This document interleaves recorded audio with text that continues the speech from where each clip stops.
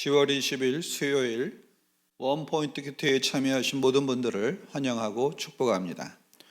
오늘 우리에게 주시는 하나님의 말씀은 호세아 12장 1절에서 14절까지의 말씀입니다.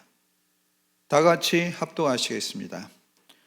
에브라임은 바람을 먹으며 동풍을 따라가서 종일토록 거짓과 포학을 더하여 아스르와 계약을 맺고 기름을 애굽에 보내도다. 여호와께서 유다와 논쟁하시고 야곱을 그 행실대로 벌하시며 그의 행위대로 그에게 보응하시리라. 야곱은 모태에서 그의 형의 발 뒤꿈치를 잡았고 또 힘으로는 하나님과 겨루되 천사와 겨루어 이기고 울며 그에게 간구하였으며 하나님은 베델에서 그를 만나셨고 거기에서 우리에게 말씀하셨나니 여호와는 만군의 하나님이시라. 여호와는 그를 기억하게 하는 이름이니라. 그런즉 너희 하나님께로 돌아와서 인애와 정의를 지키며 항상 너의 하나님을 바랄지니라. 그는 상인이라 손에 거짓 저울을 가지고 속이기를 좋아하는도다. 에브라임이 말하기를 나는 실로 부자라. 내가 재물을 얻었는데 내가 수고한 모든 것 중에서 죄라 할 만한 불의를 내게서 찾아낼 자가 없으리라 하거니와. 내가 애굽 땅에 있을 때부터 나는 내 하나님 여호와니라. 내가 너로 다시 장막에 거주하게 하기를 명절날에 하던 것 같이 하리라. 내가 여러 선지자들에게 말하였고 이상을 많이 보였으며 선지자들을 통하여 비유를 베푸느라. 길르앗은 무익한 것이냐? 과연 그러하다. 그는 거짓되도다. 길갈에서는 무리가 수송아지로 제사를 드리며 그 제단은 밭이랑에 쌓인 돌무더기 같도다. 야곱이 아람의 들로 도망하였으며 이스라엘이 아내를 얻기 위하여 사람을 섬기며 아내를 얻기 위하여 양을 쳤고 여호와께서는 한 선지자로 이스라엘을 애굽에서 인도하여 내셨고 이스라엘이 한 선지자로 보호받았거늘 에브라임이 경노하게 함이 극심하였으니 그의 주께서 그의 피로 그의 위에 머물러 있게 하시며 그의 수치를 그에게 돌리시리라. 아멘.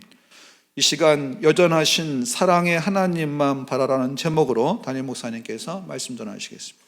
할렐루야. 네, 오늘은 수요일 징검다리와 같은 날에 우리가 또 이렇게 우리 호세아를 통해서 하나님이 우리를 향하여 주시는 마음을 함께 이렇게 배우게 된다는 것은 아주 소중하다고 생각합니다. 호세아 시대에 여로보암 2세가 통치하던 그 북이스라엘은 가장 번성하던 때입니다. 그러니까 그 번성은 그 당대의 왕이 잘해서 번성할 수도 있지만은 그 전에 하나님께 순종했기 때문에 번성의 여파가 이제 여로보암 2세 때까지 미치게 된 거죠. 그런데 하나님께서 처음으로 이스라엘 백성들을 애굽에서 구원하여 40년의 훈련을 시킬 때 그 훈련의 본질이 뭐였어요? 환경에 휘둘리지 않고 빈곤에 휘둘리지 않고 풍요에 휘둘리지 않고 모든 것의 공급자이신 하나님을 확실히 각인시키는 거였어요. 그럼에도 불구하고 참 믿음의 사람들이 가나안 땅에 들어갔지만 세월이면 눈에 보이는 것을 더 하나님보다 귀하게 여깁니다. 더 중요하게 여깁니다.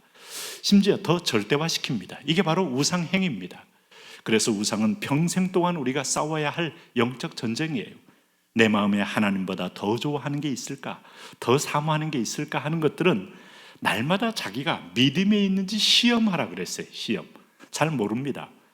자기 몸속에 자성이 막 뛰고 있음에도 불구하고 자기는 부도체라고 생각할 수가 있어요. 나는 어떤 자력에도 흔들리지 않아 하는데 순식간에 자력이 확 끌어당기면 여기 이제 철분이 있거나 아니면 자성이 뜬 물질이 있으면 순식간에 달라붙게 되는 거예요. 그래서 인간은 자기가 스스로를 다 알았으면 좋겠지만 잘 모릅니다. 그래서 풍요로움은 우리에게 부패를 가져다 주더라. 하나님을 떠나게 하더라. 그리고 그것으로 안락하고 만족하게 하더라 하는 거예요.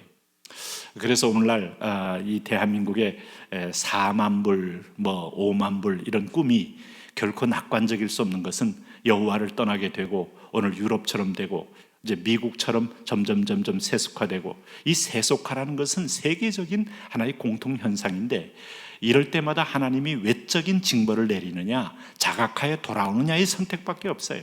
오늘로 하나님은 호세아를 통해서 그 얘기를 하는 겁니다. 이스라엘이 누굽니까? 에브라임이에요. 오늘 1절에 뭐라고 말합니까?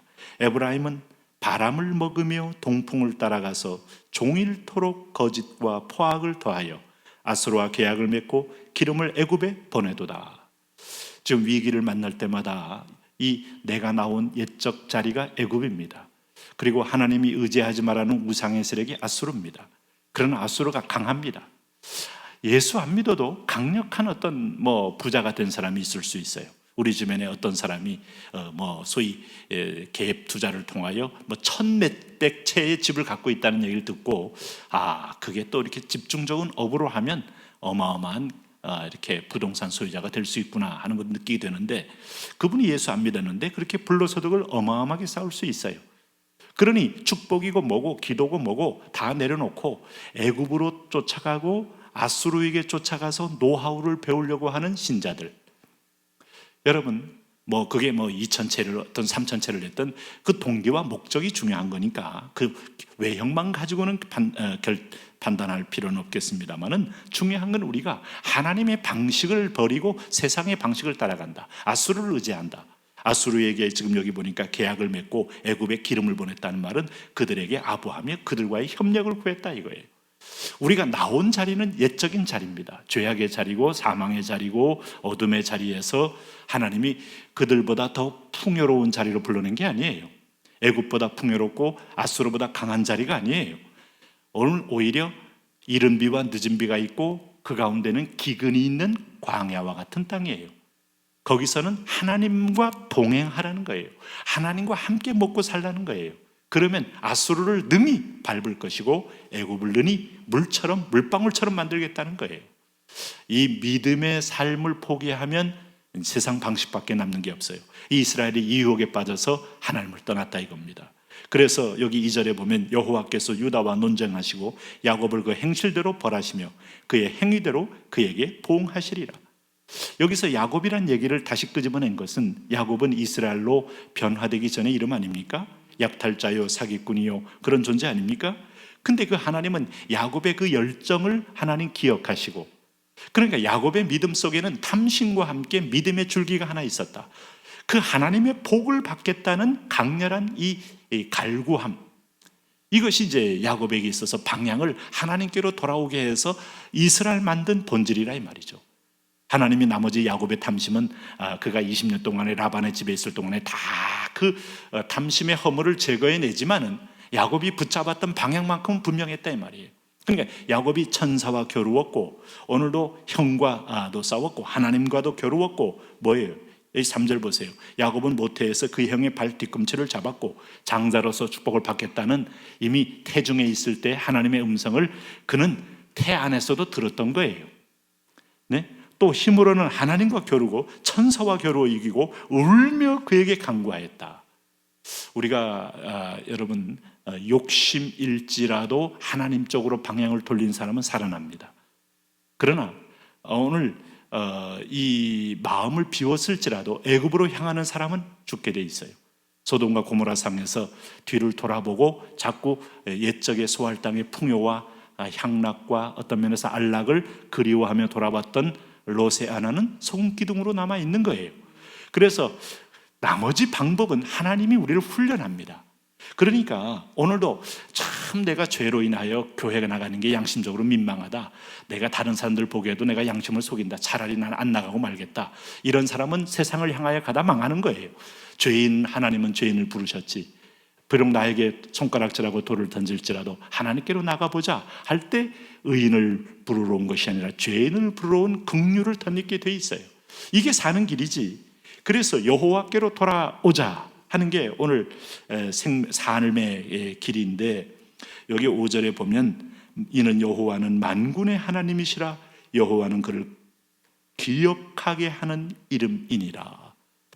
여기서 이른바 우리 동사 가운데서 기억하는 이름이 아니고 기억하게 하는 오늘 이름이니라 라고 말한 것은 하나님을 기억하게 합니다. 내 백성에게는. 뭘로요? 오늘 하나님 뭘로 기억하게 해요? 2절 말씀처럼 야곱을 그 행실대로 벌하시며 그 행위대로 그에게 보응하시니까 하나님 없이는 아수르가 안 되는구나. 하나님 없이는 애굽만 가지고는 불가능하구나. 이거를 오늘 그들을 하나님의 손길을 통하여 연단한다 이 말이에요. 그래서 따끔하게 맞으면 우리 담임 선생님 계셨지? 여기 학생주임 선생님 계시네. 교장 선생님 계시네. 하면서 학칙을 지켜야만 내가 이 학교 다닐 수 있네. 하나님 계시는구나. 성령님 계시는구나. 오늘 나의 멘토가 계시는구나. 하나님이 그를 기억하게 하는 이름이 만군의 여호와 이름이에요. 만군의 여호와 이름 앞에는 어떤 세력도 대적할 수가 없다 하는 겁니다. 그래서 눈으로 보기에 강한 것들은 강한 게 아닙니다.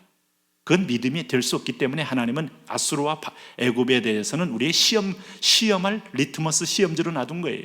우리가 눈에 안 보이는 하나님이 이 모든 눈에 보이는 강한 조직력과 그런 소위 말하는 그 금융 파워와 어떤 면에서 휴먼 파워와 이런 모든 파워들보다 더 센가를 믿음으로 고백하라는 거예요. 그게 우리의 갈 길입니다. 오늘 그런 면에서 보면 여러분 북이스라엘 사람들이 이 하나님을 안 보이니까 눈에 보이는 물질만 얻기 위해서 어떻게 부자가 됐어요? 7절에 보니까 손에 저울을 가지고 속이기를 좋아했고 8절에 보니까 나는 실로 부자라 내가 재물을 얻었는데 내가 수고한 모든 것 중에 죄라 할 만한 불의를 내게서 찾아낼 자 없으리라. 찾아낼 자가 있어요. 그게 바로 하나님이시라는 거예요. 누가복음 12장하고 내용이 똑같잖아요. 돈을 의지하고 풍요를 의지하고 오늘 편안함을 의지하고 오늘 아침에도 큐티하는 귀한 믿음의 식구들 여러분들, 오늘 편안함, 풍요로움 이 속에는 오늘 독이 함께 숨어 있다는 것도 잊지 마십시오.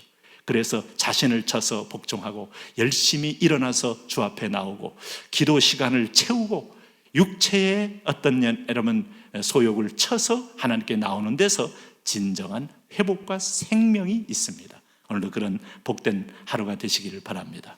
하나님, 오늘도 그렇게 우리가 믿음으로 하나님께서 늘 우리에게 말씀하심을 따라 동행하는 복된 자녀 되게 하여 주옵소서. 예수님 이름으로 기도합니다. 아멘.